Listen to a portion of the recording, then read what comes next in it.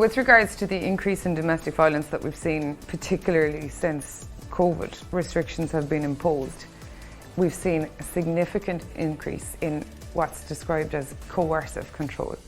So I suppose generally the traditional domestic violence images would be of shouting and screaming and physical assaults and guards being called and general hysteria. Coercive control is a very sneaky, subtle bullying type of control that takes over silently, sometimes within a house where to the outside it appears that there's absolutely no problem.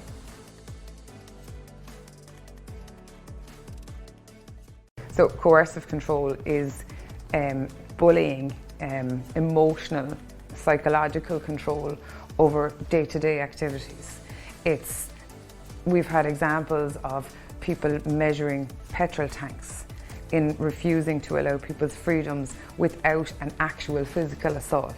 It's complete emotional control is what's going on. So much so that sometimes the victim themselves doesn't even realise it until it's got to the point where the coercive control has escalated now into physical control, because such is the position that the abuser is now in.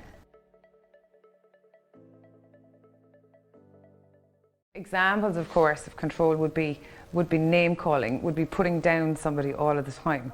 Now, obviously people are going to have moments where they don't get on and there's going to be things said. Coercive control is not that. Coercive control is exactly as it said. It's control by one person of the other through subtle bullying, constant put downs all the time.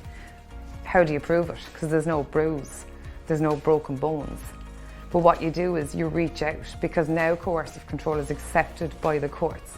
There is legislation providing for domestic violence protection for emotional and psychological abuse. And in fact, it's now recognised as a criminal offence in this country.